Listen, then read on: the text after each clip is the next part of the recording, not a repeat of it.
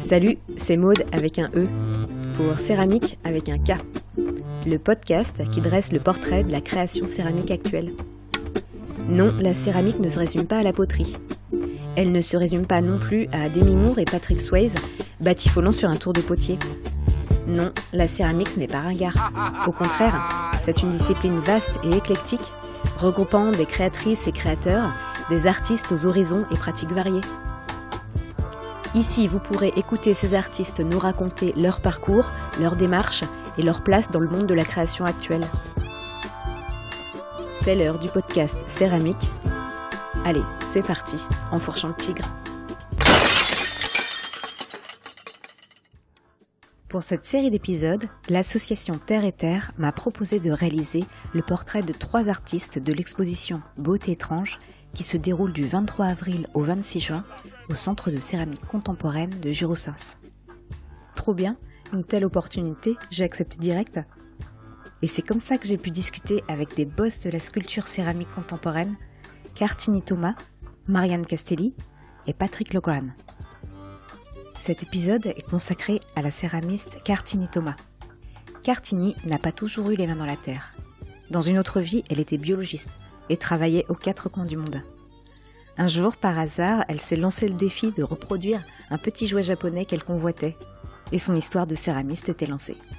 Pourtant, il reste une trace de son passé dans ses sculptures, qui sont comme une version monumentale, gaie et très colorée des bactéries et autres parasites qu'elle observait autrefois au microscope. À l'image de ses pièces, Cartini est une créatrice joyeuse et généreuse, qui a plein d'histoires incroyables à partager. Dans cet épisode, on parle de la collection de céramique ancienne de sa grand-mère, de pâtes polymères, de recettes démo en open source, des steaks crantés et bien entendu de l'exposition Beauté étrange à Giroussens. J'espère que l'épisode vous plaira. Bonne écoute. Donc ce que je voulais savoir, toi, quel est ton premier souvenir lié à la Terre ? À la Terre, j'ai grandi en Australie occidentale dans le désert, donc il y avait que du sable et pas de terre. C'était pas un coin du monde qui était connu pour le travail de l'argile. Donc c'était des périodes d'ennui total avec mon frère. On sculptait l'argile et on le mélangeait avec de l'eau, on créait des petites créatures avec, ou des boules qu'on lançait contre la clôture de la voisine. Voilà. Ensuite, à notre moment au bord du lac de la Ganguise, dans l'Aude, où j'habitais récemment, où il y a une terre très argileuse et avec mes enfants, on sculptait pareil, des petites créatures avec la terre au bord du lac.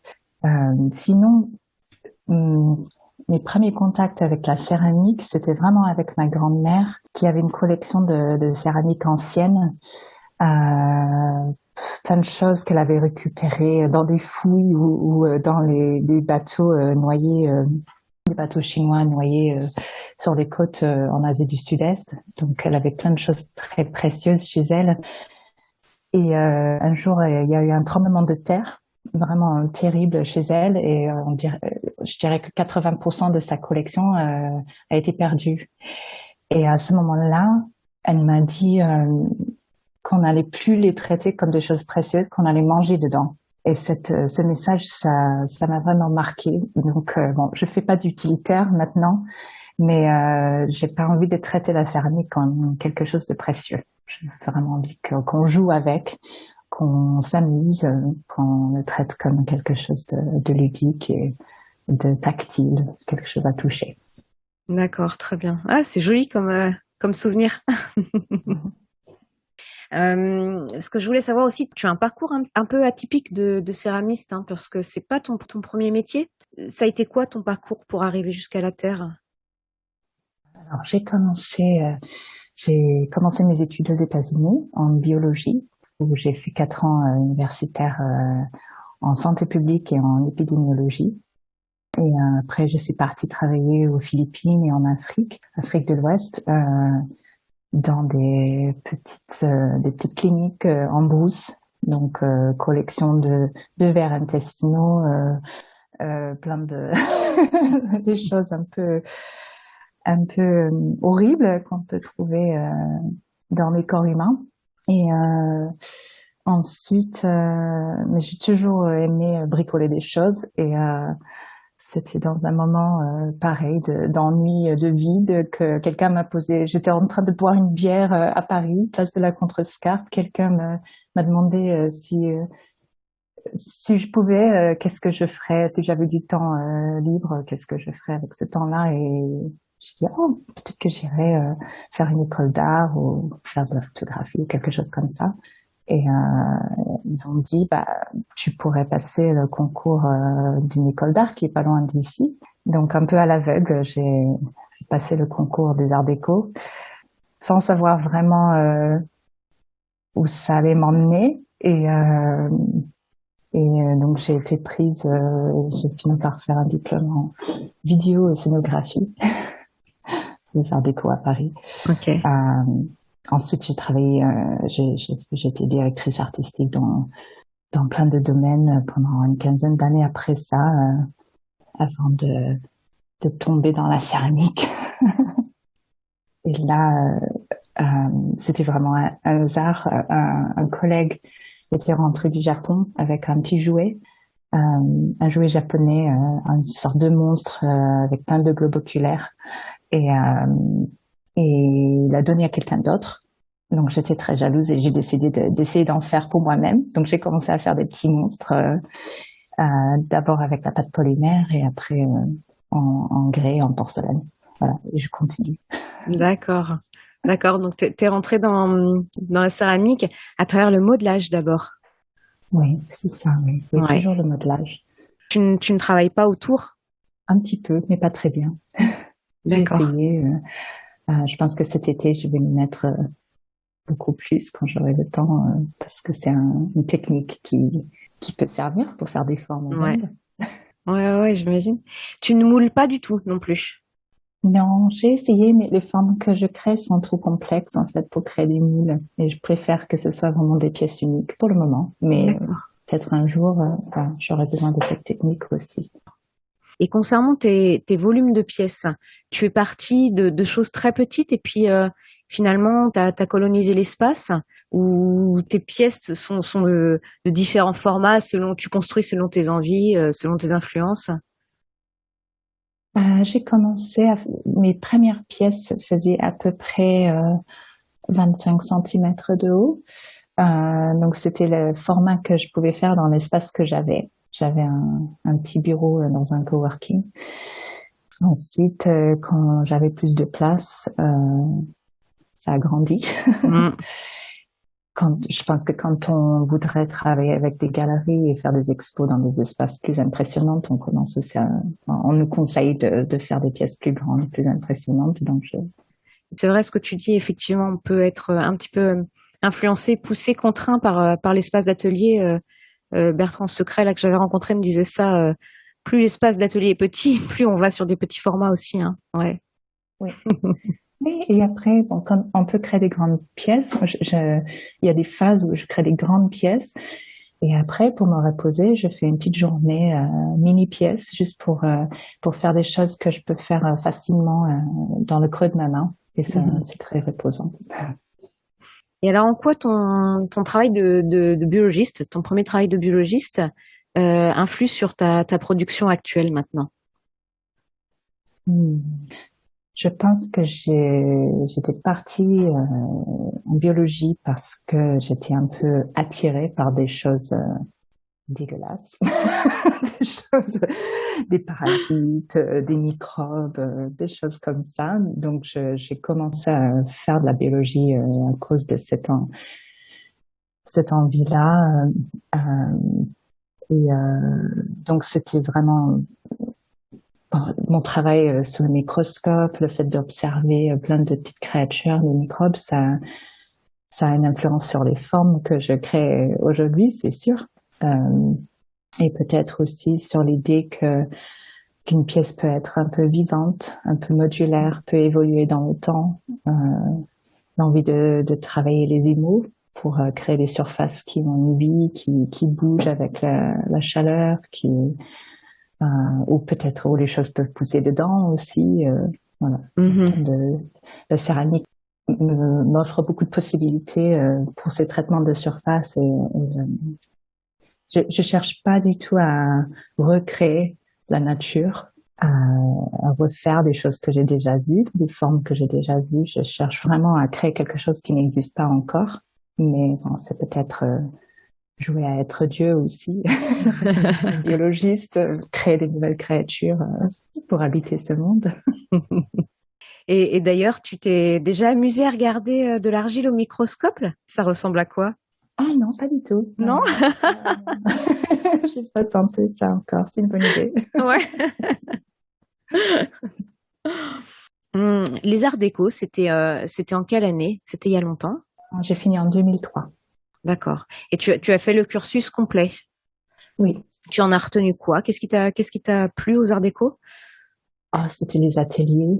Ouais. Vraiment d'avoir la possibilité de travailler le bois, le métal, le plastique, de vraiment.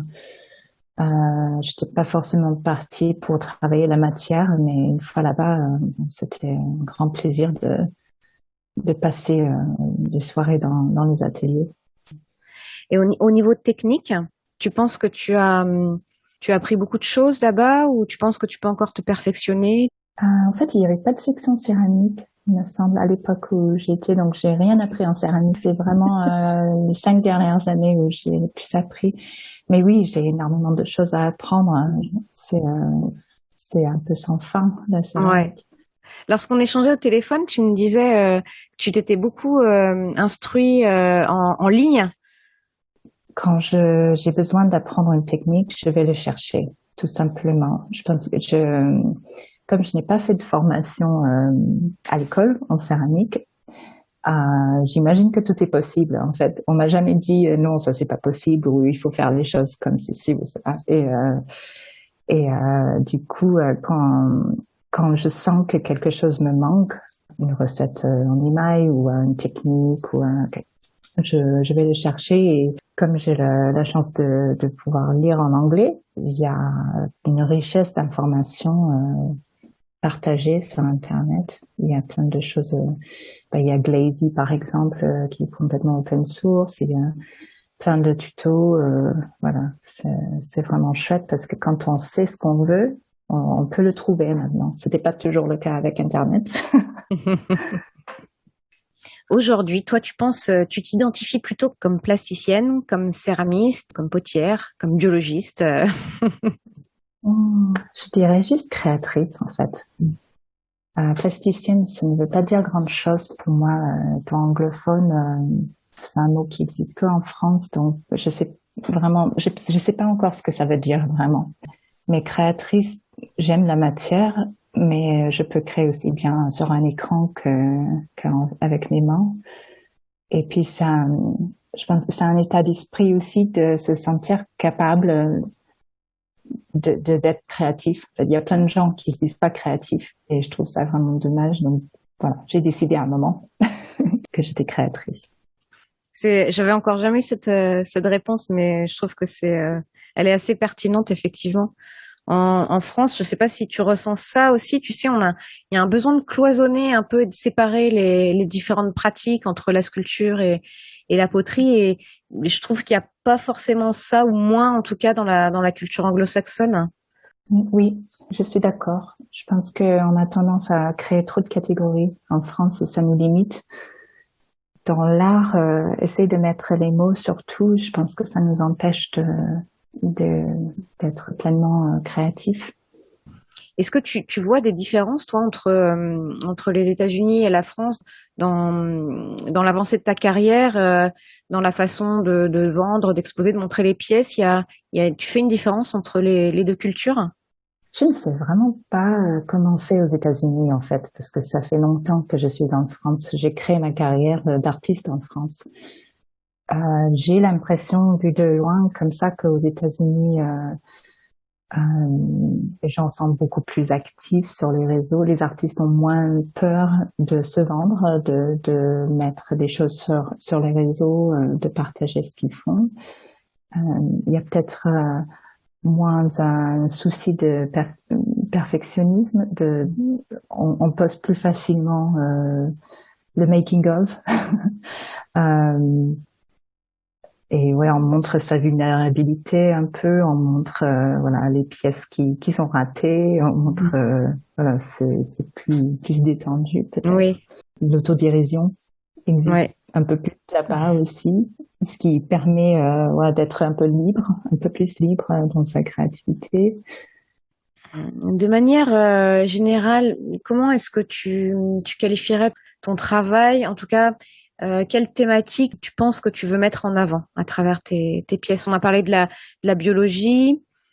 Je pensais aussi à l'univers du jeu. Tes pièces, elles sont ludiques. Est-ce qu'il y a de ça aussi un peu dans ton boulot? Oui, le côté jeu, c'est très important. J'ai envie que les gens aient envie de toucher, de jouer, de refaire mes pièces, de les recréer pour eux-mêmes.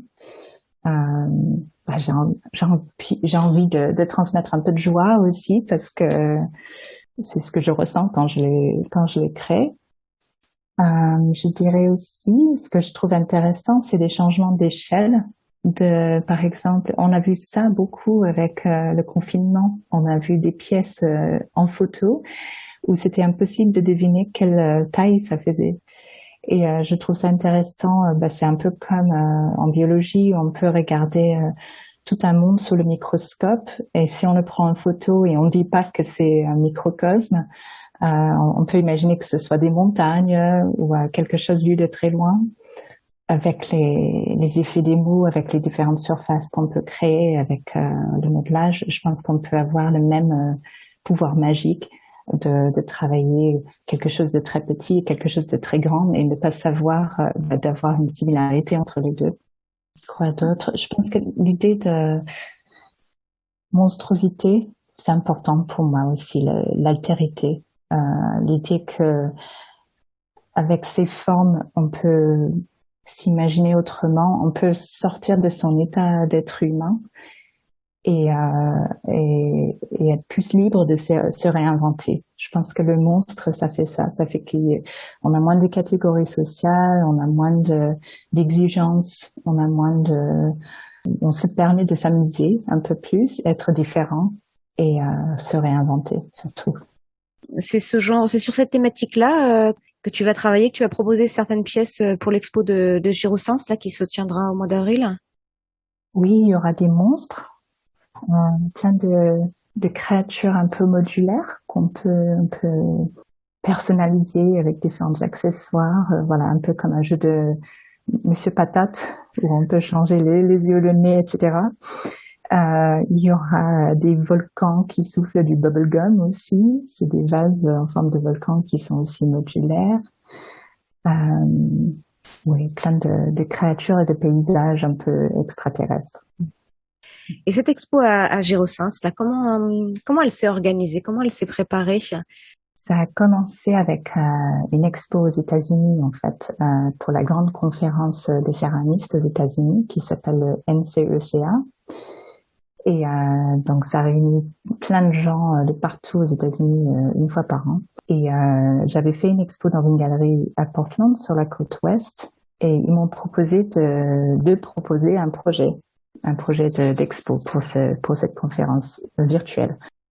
Moi, j'avais deux céramistes en tête que j'admirais énormément, donc Marianne Castelli et Patrick Loughran, qui font des pièces qui sont assez similaires aux miennes dans le sens où elles sont souvent modulaires, ludiques, et il y a un jeu de contraintes aussi. Marianne, elle se pose des contraintes qui lui permettent de créer plein de choses comme le l'oulipo en littérature. Donc, je trouvais ça vraiment super intéressant et j'avais envie de travailler avec eux. C'est des céramistes qui ont beaucoup plus d'expérience que moi, donc je leur ai proposé, ils ont accepté. Et on a créé cette expo qui s'appelle Awkward Beauty aux États-Unis. Donc, le titre qui s'appelle Beauté étrange ou beauté un peu maladroite ou beauté pataude aussi. C'était un mot qu'on avait employé. Et ça a été vraiment chouette. Voilà, on a exposé dans un espace virtuel, donc aux États-Unis. Et l'équipe du Centre de la céramique contemporaine à Girosens nous a proposé, on a proposé cette expo pour le faire en vrai à Girosins, ça a été accepté. Et donc, ils nous aident à produire ça en vrai, ce qui est vraiment chouette parce que je vais rencontrer Patrick pour la première fois en vrai. Marianne, j'avais suivi un stage avec elle à Dieu le fit.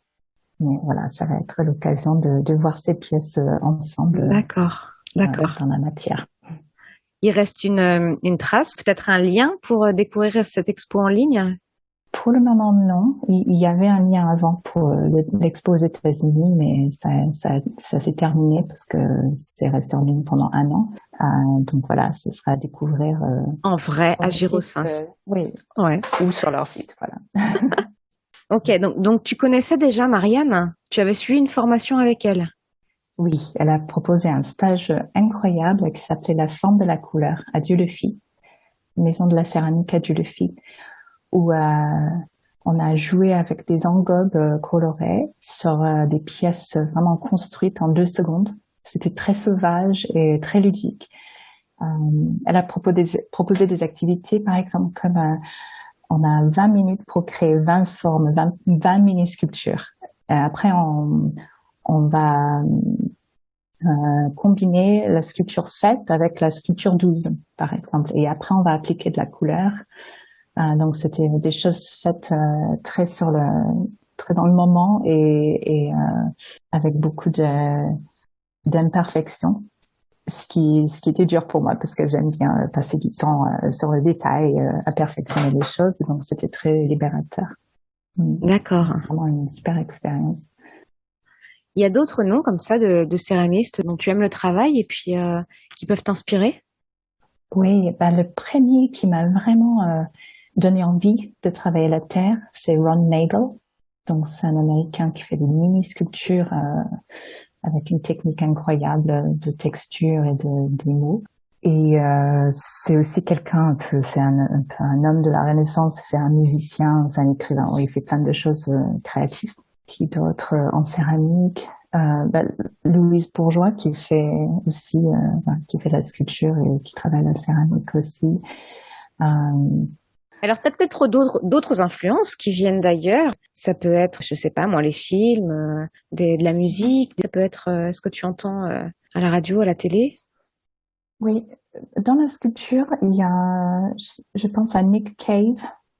C'est aussi un Américain qui a créé des sortes de combinaisons sonores, des sortes de monstres, des costumes qu'on peut mettre pour danser, pour créer de la musique. C'est des choses assez impressionnantes, une sorte d'agglomération d'éléments.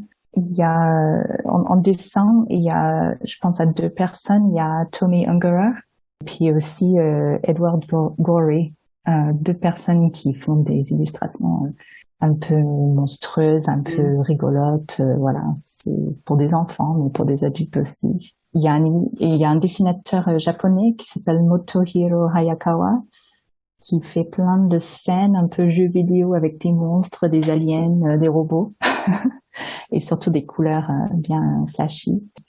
En musique, bon, je suis bien coincée dans les années 80. Malheureusement, j'arrive pas à sortir de cette décennie où j'ai grandi. La pop des années 80, ça m'accompagne partout.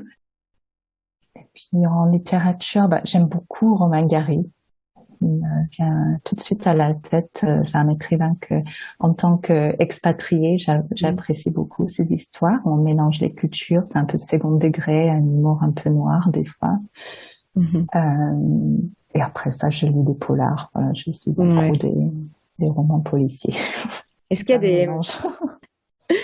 Est-ce qu'il y a des rencontres aussi qui ont façonné, qui ont été décisives pour ta manière de travailler? Tout d'abord, à Toulouse, avec 2 amis, on a créé un espace de travail qui s'appelle l'Espace Éclair. Et maintenant, il y a 23 résidents créatifs à temps plein dedans. Donc, c'est un espace très vivant. Et là-dedans, il y avait 2 céramistes qui m'ont appris plein de choses. Il y a Alexandra Pourcelier et Olivia Pellerin. Déjà, Olivia a partagé son four avec moi.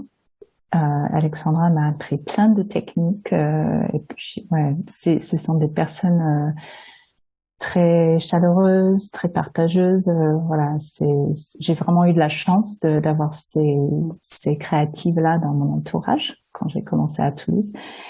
Et ensuite, il y a Yann Massayev, qui est un sculpteur dans la région toulousaine. Et c'est lui qui m'a poussé à tenter la porcelaine. Voilà, ce sont voilà, les chances que j'ai eues au début pour démarrer dans la céramique. Mais après, je dirais que j'ai la chance de faire partie d'une communauté internationale de tous mes amis aux États-Unis, des amis en Afrique, des amis en Asie du Sud-Est, des personnes qui sont très curieuses et créatives et qui me poussent à explorer les choses qui me plaisent et aller dans tous les sens et sans me limiter. Je pense que je dirais que les expatriés sont vraiment forts pour ça. On vit déjà hors de notre zone de confort et ensuite on se permet d'aller plus loin, voilà, de ne pas se limiter. Comment est-ce que tu travailles aujourd'hui? Où se trouve ton atelier? Où se trouve ton four? Quelles sont tes techniques de travail, de façonnage, tes couleurs, la façon dont tu fais tes couleurs? Donc, je travaille dans une petite cabane, une cabane ostréicole sur l'île d'Oléron. Donc, j'ai à peu près 25-30 mètres carrés. C'est pas énorme. Derrière, j'ai un petit ponton. Quand j'ouvre la porte, je vois l'eau depuis mon atelier. Donc, c'est vraiment chouette. Je peux commander des huîtres juste à côté pour mon apéritif. Et donc, dans cette cabane, j'ai un petit four pour le moment. J'attends l'installation du triphasé pour avoir un plus grand four. Donc, c'est une cabane qui se trouve dans un village où il y a beaucoup d'autres cabanes de créateurs. Donc, on a une petite communauté d'artistes et d'artisans. Juste à côté, j'ai une jeune femme qui crée des pots de fleurs en tissu. Juste à côté d'elle, il y a un luthier qui crée des ukulélés. Il y a quelqu'un qui fait du raku pas loin. Voilà, on a une bonne sélection. Comment est-ce que je travaille? Donc, je travaille le grès et la porcelaine. J'essaie différentes sortes de grès. Pour le moment, je n'ai pas un préféré, mais c'est du grès blanc, chamoté ou légèrement chamoté. Donc, mes grandes pièces sont faites avec ce grès-là. Ensuite, donc tout est fait avec mes mains. Je travaille en colombin ou à la plaque ou avec des demi-sphères que je crée dans le creux de ma main. Et ensuite, pour la couleur, j'applique une couche d'engobe porcelaine pour créer une base blanche pour que les couleurs soient assez pop. Et ensuite, j'applique des engobes colorées avec un pistolet ou un pinceau.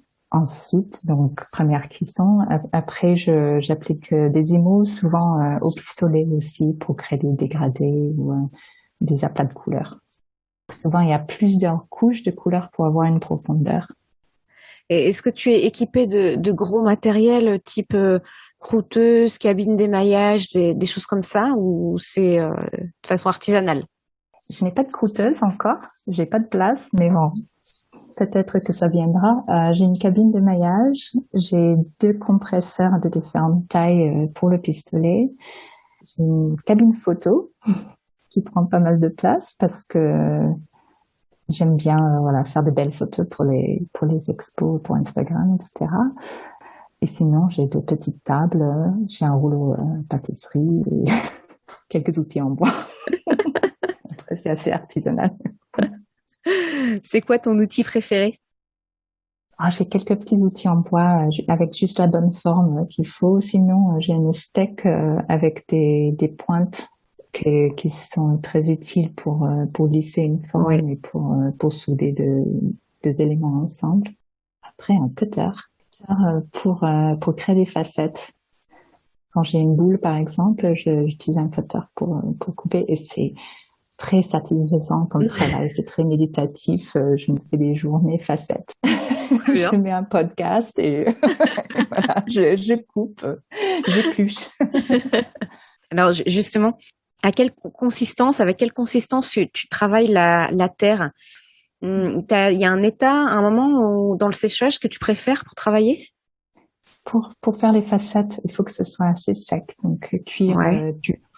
Si c'est trop sec, ça marche pas. Il faut d'accord. vraiment, c'est souvent le lendemain, le moment où on tournaserait une pièce. Voilà, c'est là où je travaille au cutter. Après, je travaille la terre assez molle pour créer des formes qui font blop blop, qui Mm. dégoulinent un peu. Et par exemple, le façonnage d'une pièce, il y a combien d'heures ou de jours de travail? Est-ce que tu travailles d'affilée une seule pièce ou est-ce que tu peux l'oublier et puis revenir quelques jours plus tard? En ce moment, j'essaye de travailler sur une pièce à la fois. C'est pas toujours évident parce que j'ai envie de papillonner.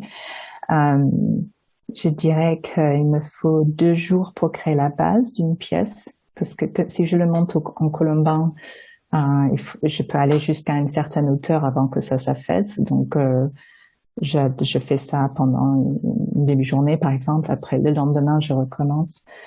Euh, en fait, là où je suis sur cette île, l'humidité change de jour en jour. Donc, on peut avoir un vent où tout sèche en 2 heures, ou il peut faire très humide et ça ne sèche pas du tout. Donc, j'apprends juste ça fait 1 an que je suis ici et j'apprends à gérer l'humidité. Oui, donc 2 jours pour la base et après peut-être une troisième journée pour ajouter des éléments. Après, il y a l'engobage et l'émaillage. Mhm. Donc, dans 2 semaines, disons 2 semaines pour une grosse pièce. Et quelle organisation tu as sur une année complète pour le travail de tes pièces? Est-ce qu'il y a des périodes où tu vas travailler plus, tu vas être plus à l'atelier, d'autres où tu vas être plus chez toi devant l'ordinateur? Comment est-ce que tu procèdes? En hiver, il fait très froid à l'atelier, donc j'essaie de travailler à la maison. Pour le moment, je produis tout le temps et j'aimerais bien pouvoir travailler plus avec les saisons. En hiver, peut-être dessiner plus et sculpter en été, par exemple. Euh, pour le moment, je prends 1 jour par semaine pour faire de la paperasse, pour faire mes dossiers, pour faire la compta, etc., le marketing, la communication. Et oui, le reste de la semaine, c'est vraiment de 8h30 jusqu'à 18h à l'atelier. Comment est-ce que tu en vis de ton activité de céramique? La simple vente de tes pièces te permet de gagner ta vie ou est-ce que tu fais des résidences aussi? Enfin, tu participes à des salons. Comment est-ce que se concrétisent tes revenus? Je fais pas de résidence pour le moment parce que mes enfants sont toujours à la maison.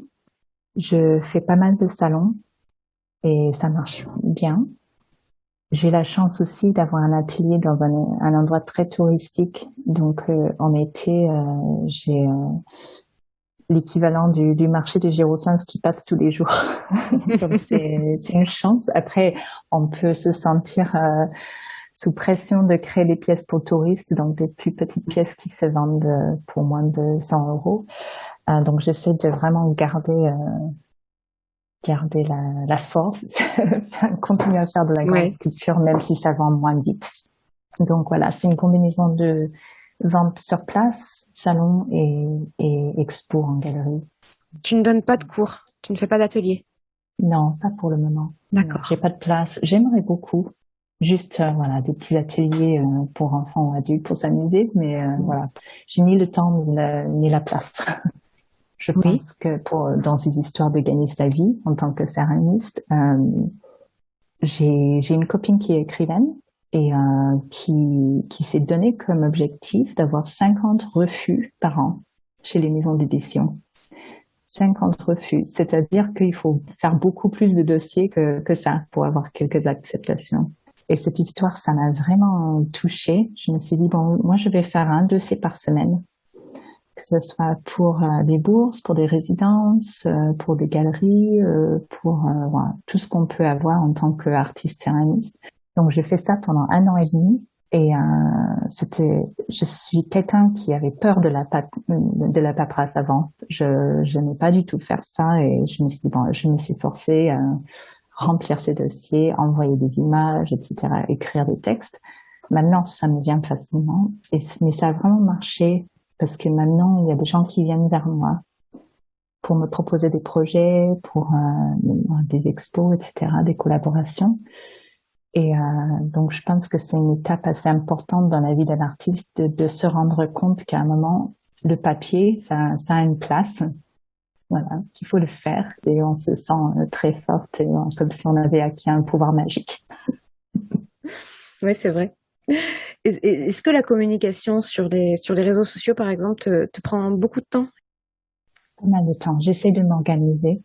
J'ai appris récemment à programmer mes posts. Bon, j'y arrive pas trop pour le moment. Mais je sais plus qui m'a dit, mais ceux qui s'amusent sur les réseaux sociaux ont le plus de succès. Donc j'essaie de m'amuser, surtout de prendre des photos qui me plaisent, d'écrire voilà des choses qui m'amusent. Pour j'espère emmener un peu de joie aussi dans les gens qui lisent mes posts. Mais bon, j'ai pas encore atteint un niveau organisationnel énorme avec les réseaux. C'est déjà pas mal. C'est déjà pas mal. Je rebondis, tu parlais du dessin. Le dessin est important dans ta pratique aussi? Oui.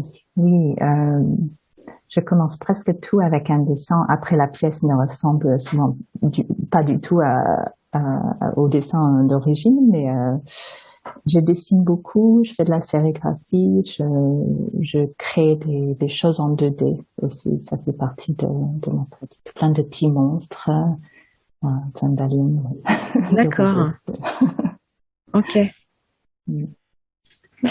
D'ailleurs, on va probablement exposer des dessins aussi à Girosens parce que avec Patrick et Marianne, on a tous les trois une pratique du dessin qui est importante et ça montre un peu le processus de création, de réflexion de chaque artiste. Donc, on va faire un petit mélange multimédia de notre processus.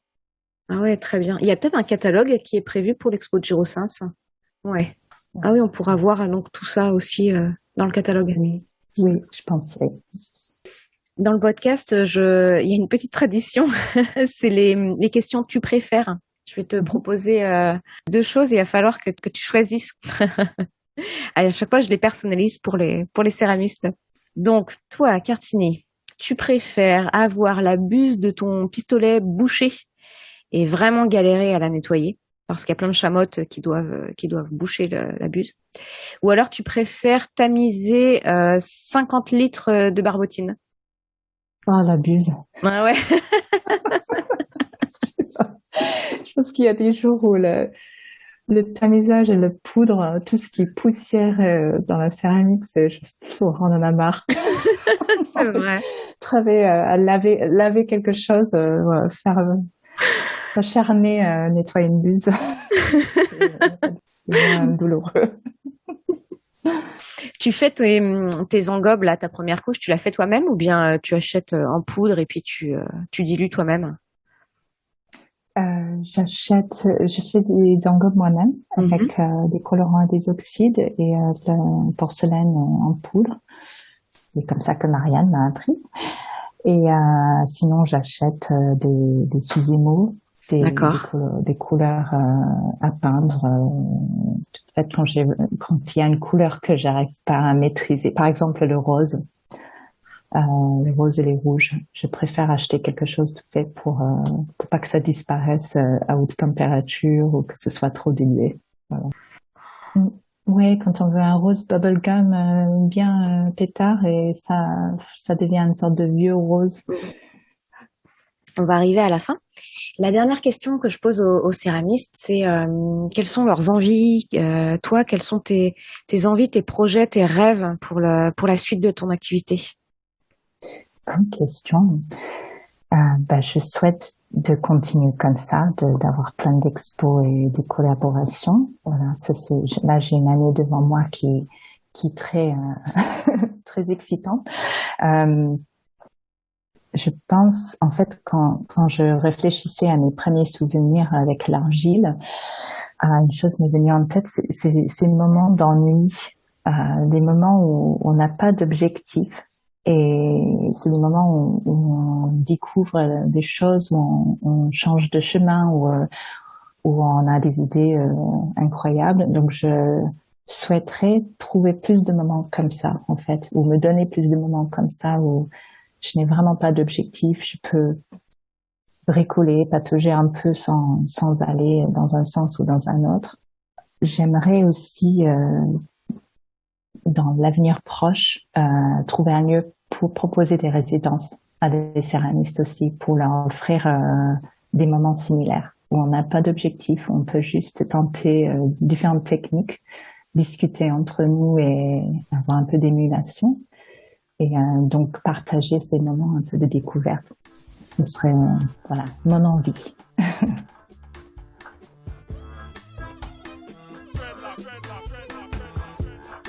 Merci d'avoir écouté Céramique, le podcast. N'hésitez pas à vous abonner ou à nous laisser 5 étoiles. À bientôt pour une nouvelle rencontre autour de la Terre.